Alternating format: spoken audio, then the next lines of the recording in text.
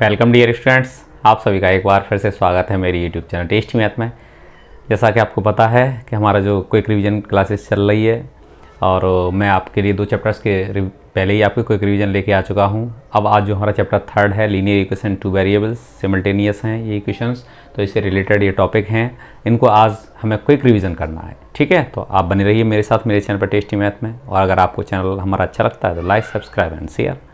ठीक है, सबसे पहला जो हमारा वर्ड है linear equation 2 variable.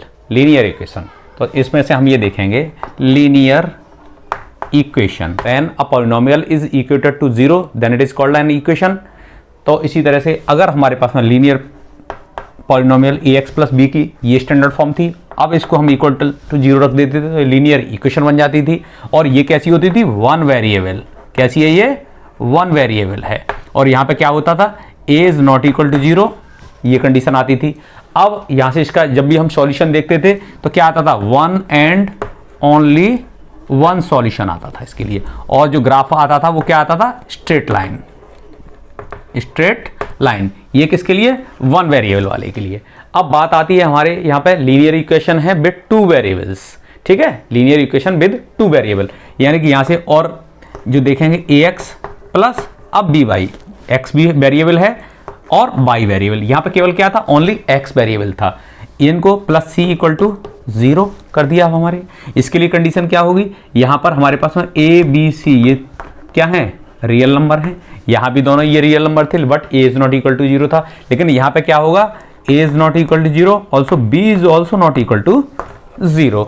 a and b both are not equal to 0, ये नहीं होंगे। साथ ही साथ इनके लिए एक कंडीशन और होगी, जो क्या होगी? ए स्क्वायर प्लस बी स्क्वायर, इनके स्क्वायर्स का सम भी 0 नहीं होगा। ठीक है, ए स्क्वायर प्लस बी स्क्वायर इनका जो सम होगा, ठीक है, वो भी 0 नहीं होगा, यानी A square plus B square is not equal to 0। ये कंडीशन भी होती है किसके लिए?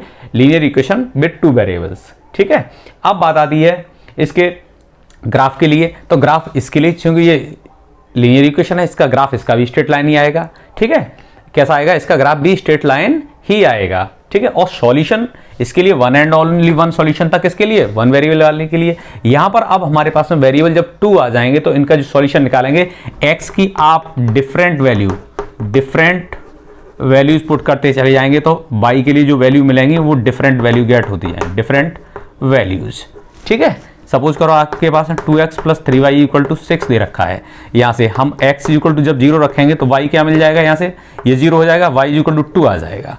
अब x इक्वल टू अगर हमने 1 रख दिया यहाँ पे, तो x इक्वल टू अगर 1 रखेंगे तो ये x की वैल्यू यहाँ पे 2 हो जाएगी, 2 उधर जाके 4 बन जाएगा, तो y की वैल्यू क्या आएगी? 4y 4/3। इस तरह से तो x की आप डिफरेंट वैल्यू आप रखते चले जाएंगे। आप -1 में भी रख सकते हैं, +1 में भी रख सकते हैं, -2 +2, इस तरह से डिफरेंट वैल्यू आप जो x की वैल्यू रखेंगे y की वैल्यू ऑटोमेटिक चेंज हो जाएगी। ठीक है, तो यहां से हमें सॉल्यूशन, इनकी कोई काउंटिंग नहीं है। सॉल्यूशन कितने आएंगे? Infinitely many solution. कैसे आएंगे ये? इसके लिए आते हैं इनफाइनाइटली मैनी सॉल्यूशन। ठीक है, इसके लिए आते हैं जितनी x की वैल्यू पुट करेंगे उतनी y आ जाएंगे, y की पुट करेंगे उतनी x की वैल्यू आ जाएंगी, यानी कि डिफरेंट सॉल्यूशन, अलग अलग सॉल्यूशन आते चले जाएंगे। तो वो सॉल्यूशन कैसे होंगे? इनफाइनाइटली मैनी सॉल्यूशन होंगे। किसके लिए?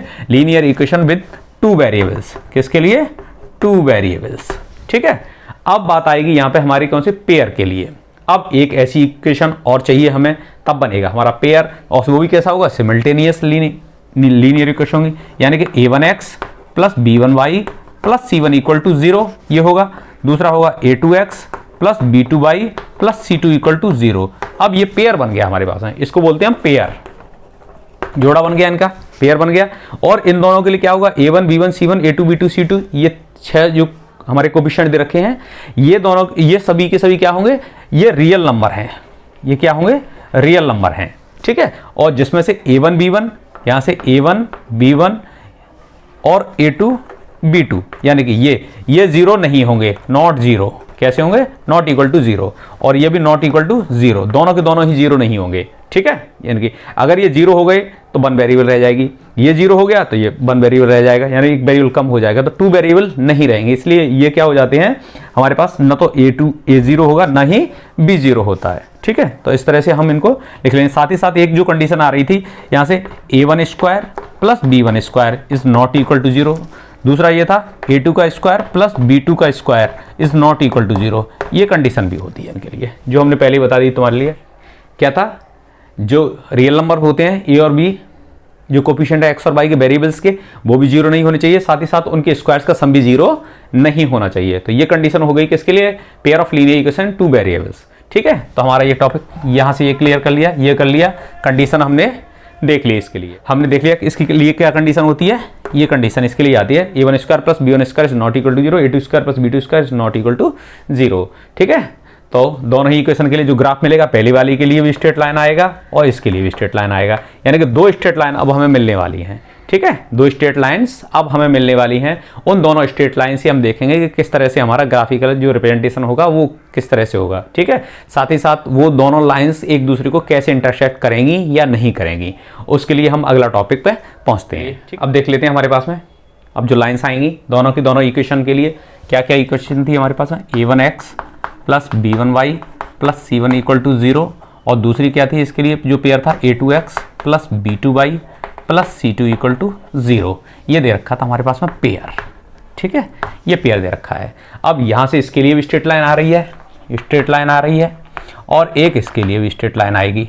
ठीक है, स्ट्रेट लाइन आएगी। अब उन दोनों स्ट्रेट लाइन से हम देखेंगे कि किस तरह से हमारे पास में सॉल्यूशन निकलेगा। सॉल्यूशन कब मिलता है आपको ये पता ही है, जब तक वो दोनों लाइन एक दूसरे को टच नहीं करेंगी, कट नहीं करेंगी, इंटरसेक्ट नहीं करेंगी, तब तक कोई सॉल्यूशन नहीं मिलेगा। अब यहाँ से देखेंगे एक लाइन इस तरह से आ रही हो, दूसरी लाइन इस तरह से जा रही हो, एक कंडीशन तो ये हो जाएगी क्या, ये इंटरसेक्ट कर जाएं। दूसरी कंडीशन, एक लाइन ये जा रही है, दूसरी लाइन इस तरह से जा रही है, ये एक दूसरे को इंटरसेक्ट ना करें। तीसरी कंडीशन ये आएगी, ये इस तरह से लाइन जा रही है, इसी के ऊपर सेम पाथ पर दूसरी वाली लाइन चली जाए। ठीक है, इसी के ऊपर क्या हो, जो दूसरी लाइन है वो भी इसी रास्ते से जाए, यानी कि ओवरलैप कर जाए। ठीक है, देखिए यहां से ये आ गया, ये जो लाइन एक दूसरे को काट रही हैं इस तरह से, इसको, इन लाइंस को हम बोलते हैं, ये जो लाइन है इनका नाम है इंटरसेक्टिंग लाइन। इंटरसेक्टिंग लाइन, ये लाइन कैसी हो गई, ये लाइन जो एक दूसरे को काट रही है इंटरसेक्टिंग लाइन हो गई। ये नहीं काट रही है, ये कैसी हो गई, पैरेलल लाइंस हो गई, ये पैरेलल हो गई। और ये कैसी हो गई, कोइंसिडेंट लाइन, कोइंसिडेंट, ये पैरेलल है वाली, ये पैरेलल है, कोइंसिडेंट है, और ये इंटरसेक्टिंग हो गई। मींस ये कैसी है, ओवरलैप कर रही हैं। क्या कर रही हैं, एक दूसरे पे ओवरलैप। ठीक है, एक दूसरे, सेम पाथ है उनका, और इनके बीच की डिस्टेंस कैसी है, रिमेन सेम। तो ये क्या, कोइंसिडेंट। अब इनके लिए आती है कंडीशन। ठीक है, तो कंडीशन देखेंगे। कंडीशन में हम निकालने के लिए क्या करेंगे, के लिए सॉल्यूशन जब निकालते हैं तो जो कोफिशिएंट दे रखे हैं वेरिएबल्स के उनको ले लेते हैं। तो सबसे पहले हम वेरिएबल वाले कोफिशिएंट देखते हैं।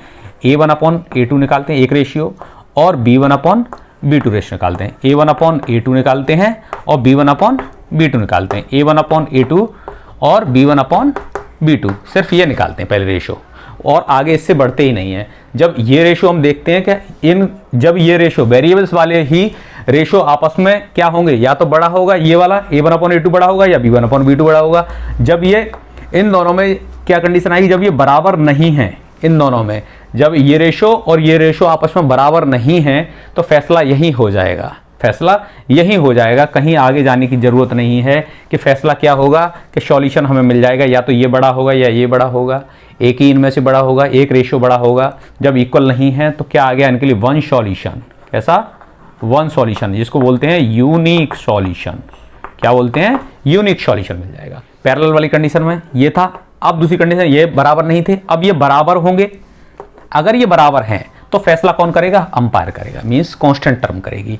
वो देखते हैं c1/c2 निकालेंगे। c1/c2 किसमें, जब ये आपस में बराबर हो जाते हैं, फैसला नहीं कर पा रहे हैं, तब किसके पास जाएंगे, c1/c2। अगर c1/c2 इनके हिसाब से कह देता कि भाई ये आपस में इक्वल है, इनका जो डिसीजन था उसमें वो मना कर देता कि मेरा डिसीजन अलग है, तो फिर कोई फैसला नहीं हो पाया, क्योंकि एक फैसला यहाँ था, एक वहां से चेंज हो गया। इनमें आपस में कोई कैसा नहीं है, इनमें आपस में मेल नहीं खा रहे हैं, यानी ये रेशो इनके बराबर आए थे, लेकिन इसने अपना डिसीजन अलग दिया है। तो यहां से क्या है, कोई सॉल्यूशन नहीं निकला, नो सॉल्यूशन। इसने कोई सॉल्यूशन बताया ही नहीं। ठीक है, इसने अलग कह दिया भाई, इनसे अलग है उसका।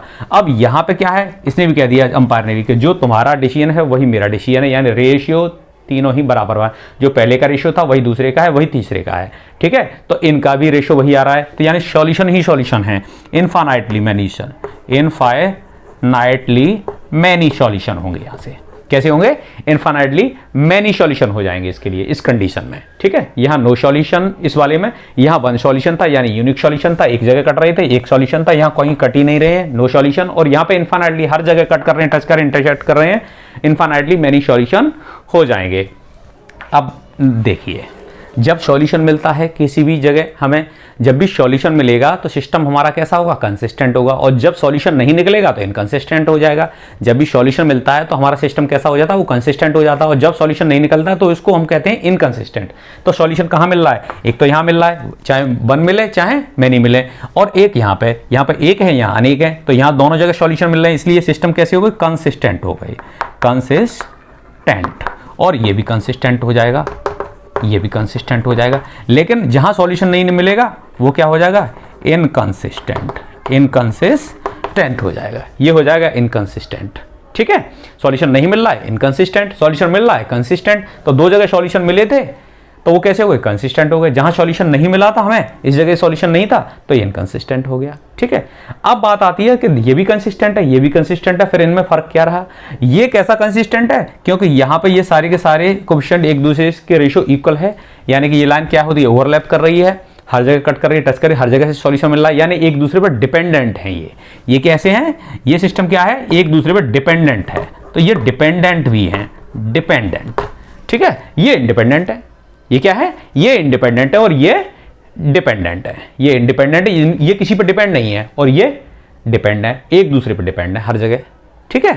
कोई किसी से अलग नहीं जा सकता, सब एक जैसा ही बिहेवियर करेंगे, यानी कि दोनों ही लाइन एक दूसरे के बिहेवियर पर डिपेंड करती हैं, ठीक है। तो वो कैसी हो गई? डिपेंडेंट, ठीक है। सिस्टम कैसा हो गया?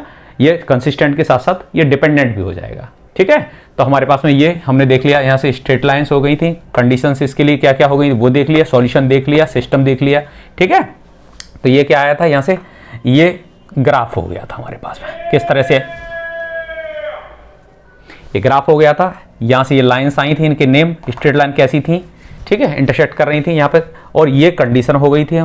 क्या कंडीशन है? यहाँ से सॉल्यूशन कैसा मिलेगा, और यहाँ से ये सिस्टम कैसा है, ठीक है, ये सिस्टम कैसा है। तो इस तरह से हमने सारी चीज़ें कवर करने की कोशिश की है कि एक ही तरीके से हम उसको कैसे, एक ही टेबल बना के उसको आसानी से कैसे समझ सकें। जब भी नो सॉल्यूशन की बात आएगी पैरेलल लाइन वाली कंडीशन लगेगी, जब भी इनफाइनाइट मैनी सॉल्यूशन की बात आएगी तब ये कंडीशन लगेगी, जब भी हमारे पास में वन सॉल्यूशन की बात आएगी तो ये नॉट इक्वल टू, यानी कि पहले हमें किस पे देखना है? वेरिएबल्स वाली कंडीशन पे ही देखना है। वेरिएबल से या तो वेरिएबल का रेशियो इक्वल आएगा या फिर नहीं आएगा। पहले नहीं आएगा तो सॉल्यूशन वहीं हो जाएगा, काम खत्म। जब भी बराबर आएगा तो फिर वहां से फिर एम्पायर फैसला करेगा, मींस कोफिशिएंट टर्म जो कांस्टेंट टर्म है वो फैसला करेगी कि वो उनका डिसीजन कैसा रहा है। जब उसके डिसीजन मैच नहीं खाता है तो कोई सॉल्यूशन नहीं, जब उसकी यही सेम डिसीजन दे देता है तो वो क्या है? इनफाइनाइटली मैनी सॉल्यूशन हो जाएगा। तो इस तरह से हम इसके बहुत आसानी से इन चीज़ों को हम सीख सकते हैं, और ये आपके लिए बहुत इंपॉर्टेंट टॉपिक है और बहुत आसान भी है। अगर आप चाहें तो इसको अच्छी तरीके से इसको सीख सकते हैं, बहुत आसान है इसको, ठीक है। तो बस आगे के जो और इसमें से जो टॉपिक हैं वो भी मैं आपके लिए कवर करा रहा हूँ, ठीक है। तो इसके लिए देखता हूँ, अगर मुझे शायद हो सकता है कि 2 वीडियो बनाने पड़े तो बात अलग है, वरना अगर एक वीडियो में ही अगर ये कवर हो जाते हैं तो फिर एक ही मैं वीडियो लेके आऊँगा, ठीक है। तो बस आप अपनी प्रैक्टिस करते रहिए, कॉन्सेप्ट क्लियर करते रहिए, और बस आनंद की मस्ती के साथ में बस पढ़ते रहिए, ठीक है। कॉन्सेप्ट क्लियर हो जाएंगे तो फिर आपको किसी से डरने की जरूरत नहीं। चाहे एग्जाम आपके सामने आ जाए, हर इंसान यही तो चाहता है। चाहे आर्मी में अगर कोई भर्ती होने जा रहा है तो वही चाहता है कि अगर जैसे आर्मी में फौजी बना हुआ है तो वो क्या चाहेगा? ये क्षण जो आया है मेरी ज़िंदगी में ये बहुत अहम क्षण है, ठीक है। तो मैं इसमें गौरवान्वित महसूस करता है वो अपने आप को। इसी तरह से अगर आपकी एग्ज़ाम की डेट क्लियर हो गई है, एग्ज़ाम की डेट आ गई है, तो आपको भी इसी दिन का तो इंतजार कर रहे थे आप, और किसके लिए? एग्ज़ाम देने के लिए तो पढ़ रहे हैं। और एग्ज़ाम भी अगर आप उससे डरेंगे तो कैसे काम चलेगा? उसी क्षण को आप, यही एक क्षण है जो आपको मजबूत बनाता है। एग्ज़ाम देने से कभी मत डरिए, इसी दिन के लिए तो पूरी साल मेहनत करते हैं, पढ़ाई करते हैं एग्ज़ाम देने के लिए, और उसी से आप जी चुराएंगे तो कैसे काम चलेगा, ठीक है। तो बस अपने आप को मजबूत बनाइए। कर्मण्डे वादे का रस्ते मा फलेषु कदाचन, बस कर्म पर विश्वास करिए और बस आगे बढ़ते रहिए। बस इन्हीं शुभकामनाओं के साथ में थैंक यू।